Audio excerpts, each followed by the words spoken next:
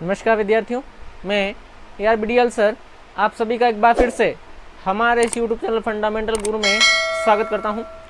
विद्यार्थियों, जैसा कि आपको पता है, कक्षा 12वीं में राजनीति विज्ञान में हमारा जो NCERT कोर्स है वो चल रहा है।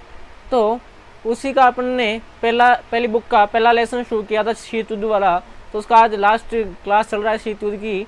आज अपन इसको ख़त्म कर देंगे, तो उस टॉपिक को अपन आज शुरू करेंगे। उससे पहले आपको बता दूं कि जिस भी विद्यार्थी ने अपने इस YouTube चैनल को सब्सक्राइब नहीं किया है, प्लीज़ जल्दी जल्दी चैनल को सब्सक्राइब कर दो, बेल आइकन को प्रेस कर दे, ताकि आने वाले जो हमारे लेटेस्ट वीडियोस होंगे उसके नोटिफिकेशन सबसे पहले आप तक पहुंचेंगे। और प्लीज़ वीडियो को लाइक एंड शेयर जरूर कीजिएगा। चलिए बिना देरी करते हुए वीडियो की शुरुआत करते हैं। पहला टॉपिक आ रहा अपना, नव अंतर्राष्ट्रीय आर्थिक व्यवस्था से क्या अभिप्राय है। कि नव अंतर्राष्ट्रीय आर्थिक व्यवस्था से क्या अभिप्राय है। तो देखिए, गुट निरपेक्ष आंदोलनों में शामिल अधिकतर देशों को अल्प विकसित देशों का दर्जा मिला था। यानी गुट निरपेक्ष आंदोलन में जो भी शामिल देश थे उनको कैसा दर्जा मिला था, अल्प विकसित, यानी कि कम विकासशील विकसित करने वाले जो थे देश थे, यानी कि जो अभी अभी आज़ाद हुए थे उनको अल्प विकसित देश बोला गया, क्योंकि अभी गुलामी से उनको आज़ादी मिली तो उनका विकास अच्छे से नहीं हो पाया। इसलिए उन्होंने दोनों गुटों से, जो दो गुट थे, एक सोवियत संघ वाला और एक अमेरिका वाला, इन दोनों से दूरी बनाने का फैसला लिया। तो वो गुट निरपेक्ष आंदोलन था। तो उसमें जितने भी देश शामिल थे छोटे छोटे, वो मैक्सिमम कैसे थे, अल्प विकसित या गरीब देश थे। ये देश गरीब और पिछड़े हुए थे, जैसा कि अभी अपन ने देखा कैसे थे, गरीब भी थे और पिछड़े हुए भी थे।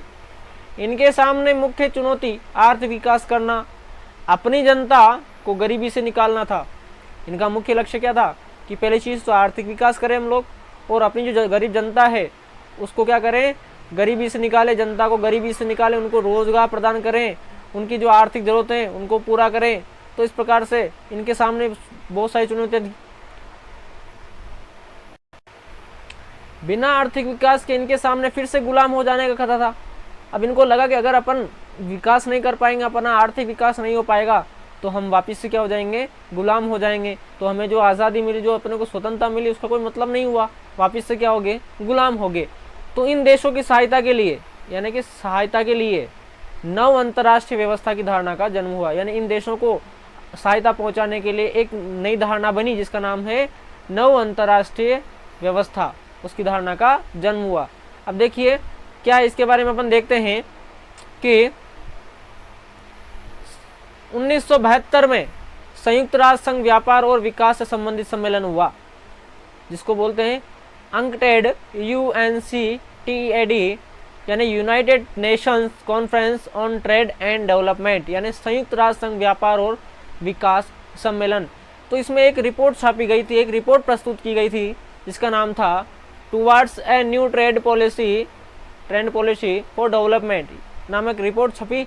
और उसमें क्या बातें सुझाई गई वो इस प्रकार से, यहाँ की इसकी फुल फॉर्म याद रखना, UNCTAD की United Nations conference on trade and development.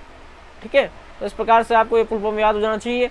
और इसमें क्या है उसके बारे में अपन अध्ययन करते हैं। तो देखिए, इसमें है व्यापार प्रणाली में सुधार का प्रस्ताव इसमें डाला गया था कि व्यापार प्रणाली में अपन क्या करेंगे, सुधार करेंगे। तो कैसे सुधार होगा, देखिए इसमें बोला गया कि अल्प विकसित देशों का उनके प्राकृतिक संसाधनों पर पूरा नियंत्रण होगा। यानी जो भी देश अल्प विकसित हैं उनके संसाधनों पर पूरा नियंत्रण होगा। यानी कोई भी दूसरा राष्ट्र उनके संसाधनों में हस्तक्षेप नहीं कर सकता है, वो जैसे चाहे उनका उपयोग कर सकते हैं। तो जो भी प्राकृतिक संसाधन है उन पर क्या होगा, उनका पूरा नियंत्रण होगा। इन देशों की पहुंच पश्चिमी देशों के बाजारों तक होगी।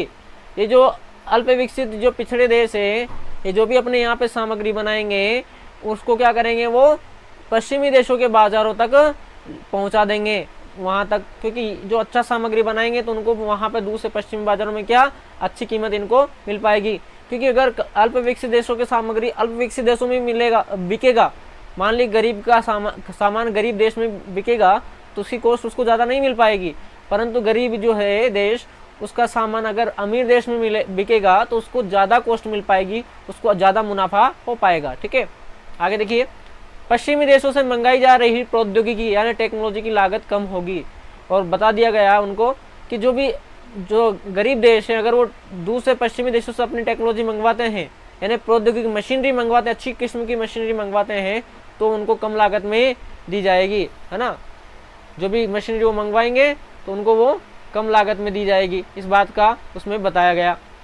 आगे देखिए और क्या था कि अल्प विकसित देशों की अंतर्राष्ट्रीय आर्थिक संस्थाओं में भूमिका बढ़ाई जाएगी।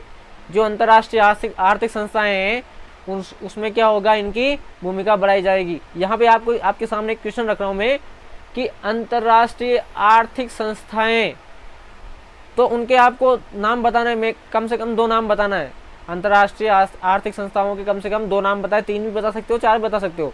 आपको ये जो भी अंतर्राष्ट्रीय आर्थिक संस्थाएं हैं उनके नाम कमेंट्स बॉक्स में बताना है, ठीक है।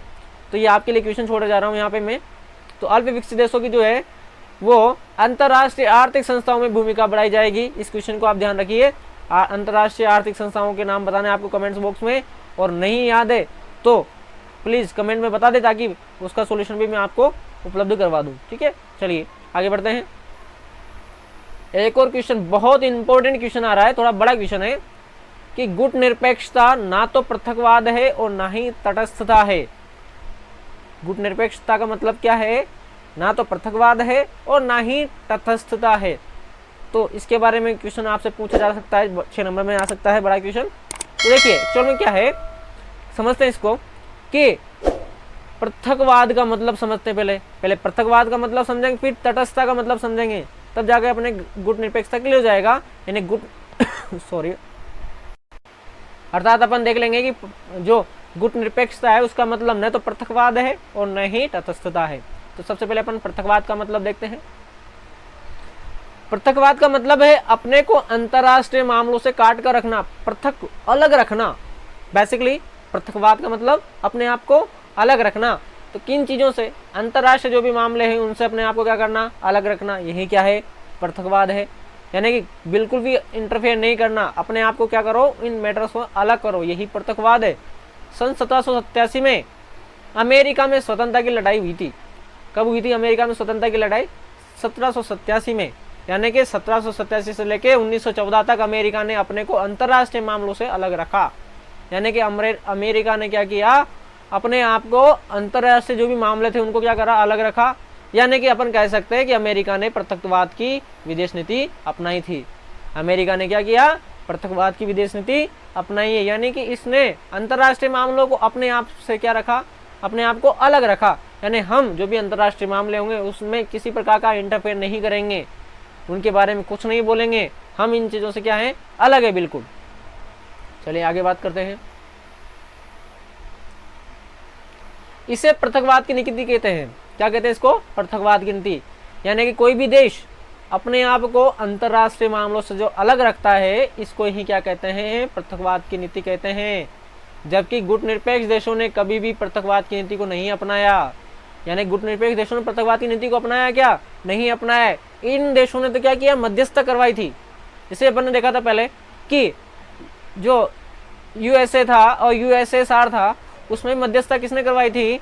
उसमें अपन ने जो पंडित जवाहरलाल नेहरू अपने स्वतंत्र भारत के प्रथम प्रधानमंत्री हुए, उन्होंने मध्यस्थता करवाई थी। यानी कि अगर वो पृथकवाद को अपनाते तो इनके बीच में मध्यस्थता करवाते ही नहीं, परंतु इन्होंने मध्यस्थता करवाई। इसका मतलब गुट निरपेक्ष का मतलब पृथकवाद की नीति नहीं है। यानी कि जबकि गुट निरपेक्ष देशों ने कभी भी पृथकवाद की नीति को नहीं अपनाया।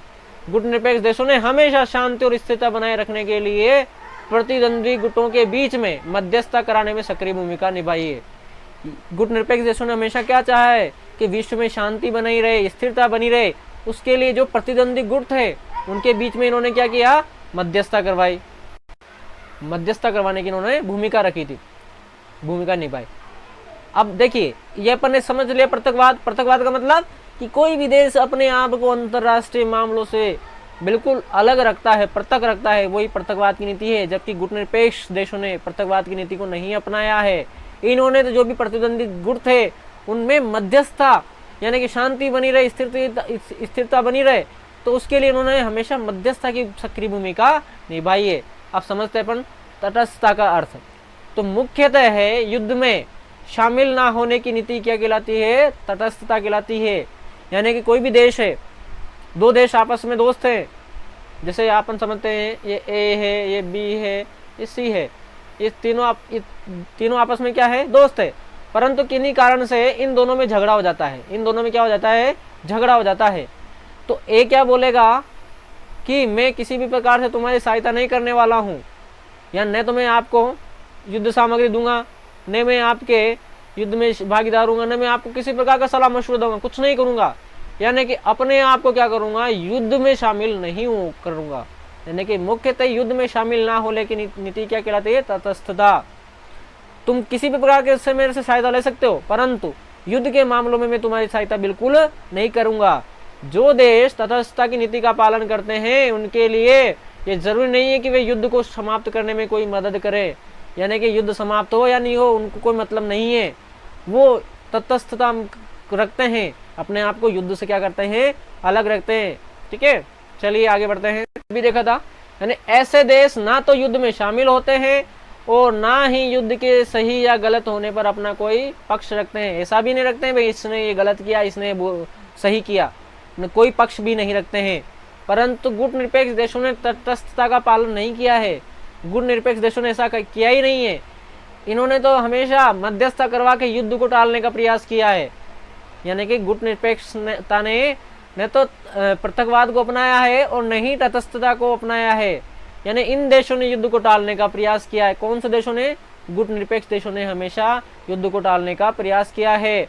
विभिन्न दुश्मन देशों के बीच समझौता कराने का भी प्रयास किया है, और जो प्रतिद्वंदी थे, दुश्मन देश थे, उनके बीच में भी क्या समझौता कराने का, मध्यस्थता कराने का इन्होंने प्रयास किया है, दोस्ती करवाने का इन्होंने प्रयास किया है। जिनके बीच युद्ध हो रहा है उसे भी खत्म करने का प्रयास किया, और जो लड़ रहे हैं वो भी क्या कर रहे हैं, उनको भी, उनकी भी जो उनका युद्ध है वो क्या हो जाए, समाप्त हो जाए। ऐसा भी गुटनिरपेक्ष देशों ने क्या किया है, प्रयास किया है। इसका मतलब अपन कह सकते हैं कि गुटनिरपेक्ष न तो पृथकवाद है और ना ही तटस्थता है। इस प्रकार से आपका ये चैप्टर अच्छे से समाप्त हो जाता है। आप इसको बढ़िया से पढ़ें। उसके बाद में अपना अगला लेसन, अगली क्लास, सेकंड जो लेसन है वो नेक्स्ट क्लास में अपने आएगा, तो इसको अच्छे से पढ़िए। और आपको जो क्वेश्चन दिया था मैंने उसका आंसर जरूर कमेंट्स बॉक्स में बताएं। ठीक है, जय हिंद, जय भारत।